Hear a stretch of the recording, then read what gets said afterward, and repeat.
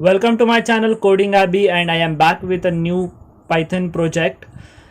As you can see on the screen, the project is about creating a Python program with the help of classes. So the first thing is use of classes. If you want for me to make a new playlist on object oriented programming in Python, then please leave the comments in the comment section below, and for that you have to subscribe. So don't forget to subscribe the channel and press the bell icon.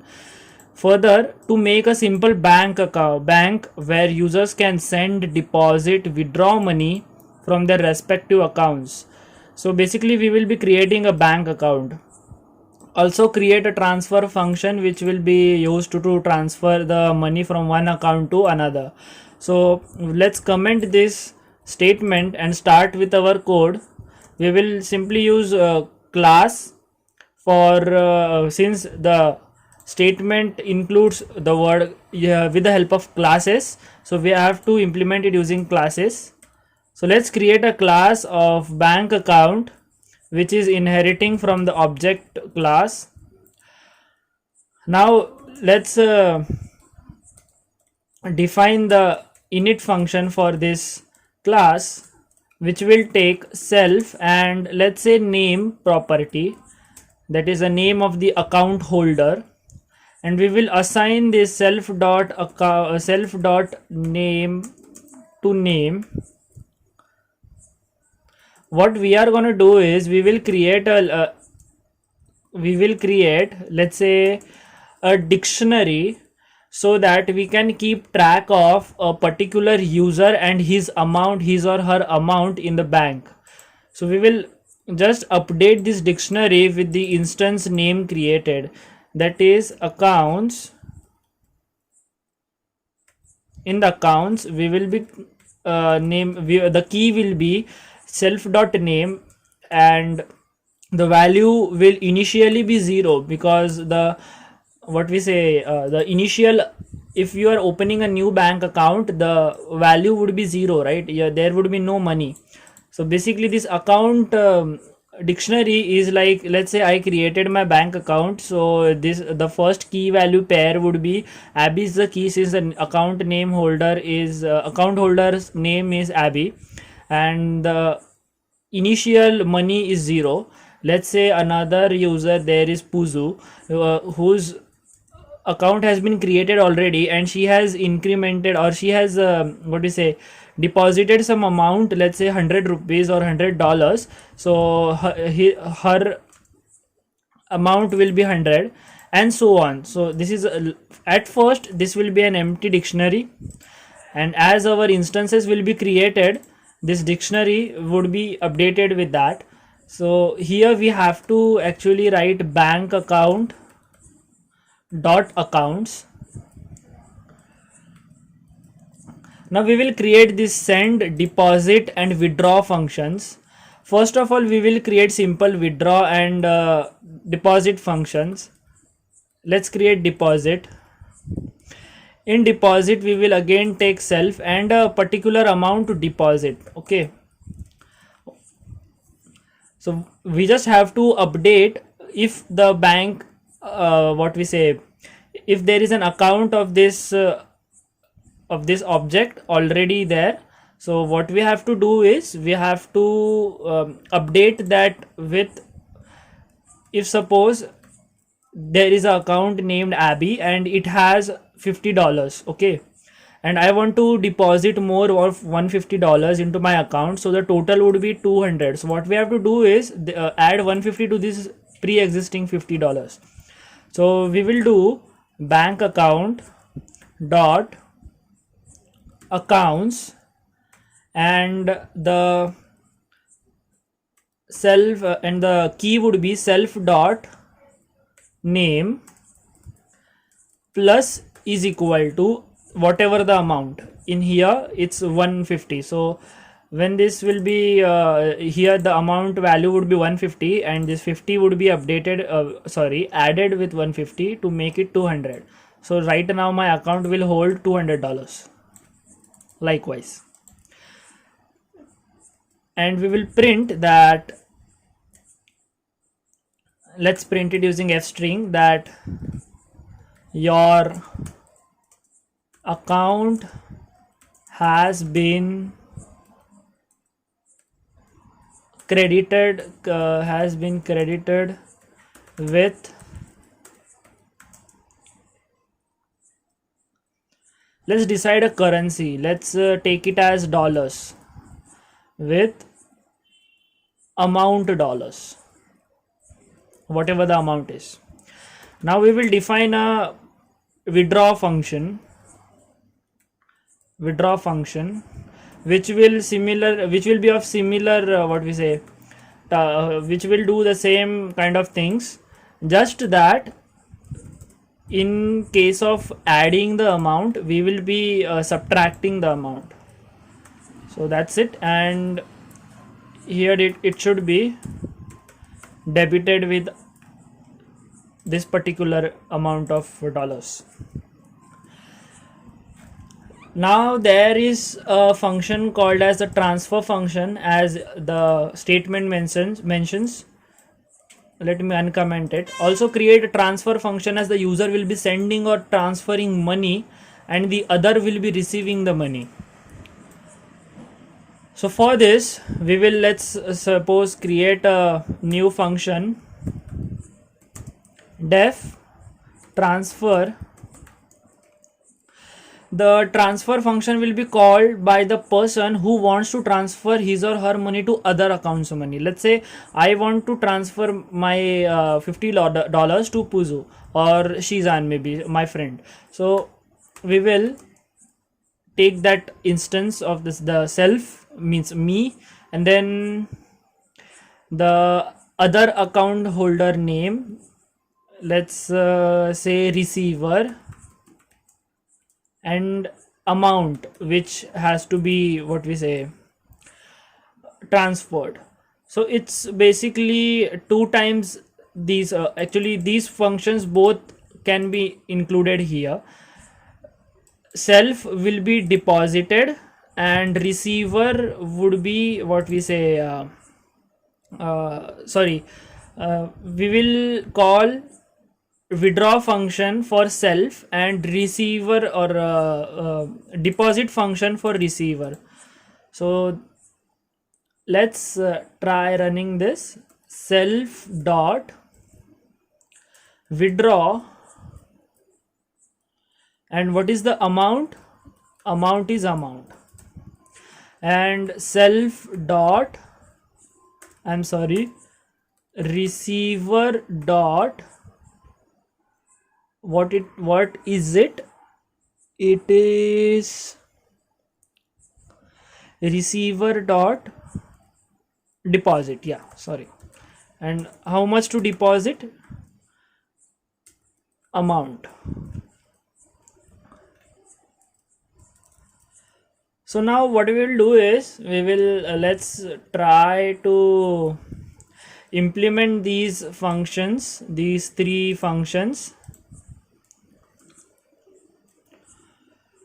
Let's create an object. Let's say account 1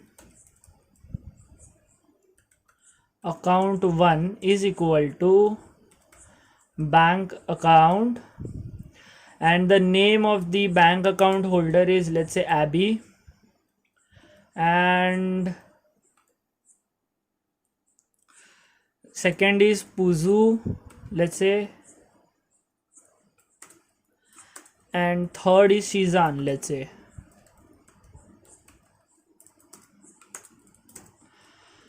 So we will now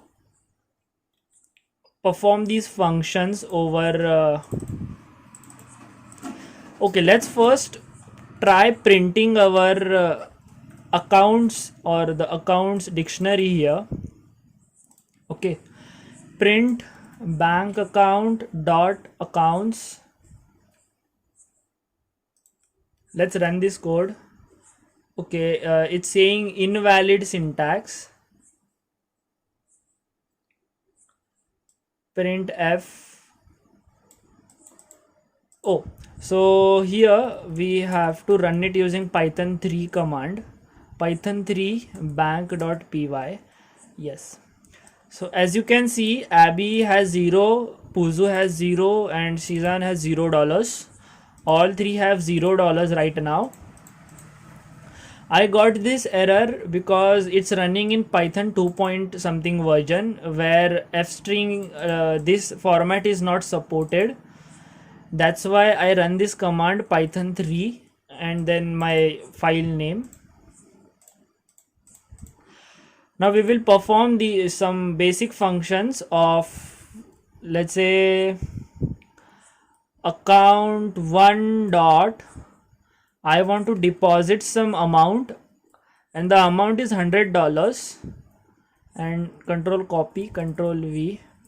Account 2 dot deposit $1,000, or let's make it $1,500, and I want to deposit, and Shizan wants to deposit, let's say $556, and then we will print this after depositing. And let me open a terminal here, and as you can see, your account has been credited with $100, $1,500 and $556. And now in the bank account, Abby has $100, Puzu has $150, and Shizan has $556. Now if I, let's say, withdraw some, account 1 dot withdraw $12, account 2 dot, that is Puzu wants to withdraw, let's say, $20 or $200, and Shizan wants to withdraw, let's say, his extra $56 to make it $500. Okay, and then if we print this and save and run our program here, so you can see your account has been debited with 12 and respective amounts. And see, Abby now has 100 minus 12, $88. Puzu now has 1,500 minus 200, that is $1,300, and Shizan have $500. So that's it. Now we will try checking over this what we say, transfer function. So account 1 dot transfer means I want to transfer some of my money to, let's say, Puzu, that is account 2. So if I want to transfer some money to Puzu, what I will do is I will put her instance here, and I want to transfer my $8. Now right now I have $88, right? So I want to transfer those extra $8 over 80 to Puzu, just as a gift for her on her first anniversary, let's say. And then we will run our code. Let's see. See, your account has been debited and credited. This occurred because transfer function is calling these two functions, withdraw and deposit. So if we print this now here after the transfer function and run this code, you can see Puzu now has $8 extra than $1,300, and I have been my account has been debited with $80. So this is a bank management system basically which we have created. You can do some updates, like you can remove this statement so that it don't be like repetitive kind of thing in the terminal while taking an output. And you can actually perform some you can make these transfer functions, like here you can put the name of the bank account holder rather than putting the instance. You can do that. And like means, let's say if I created here Puzu like this, and then what we can do is the transfer function will search in these accounts for the Puzu and then update the respective value of that Puzu key. You can do it anyways. This is just an example. You can also create a UI for this using Kinter or let's say Turtle or something like that, and then run this application using an UI.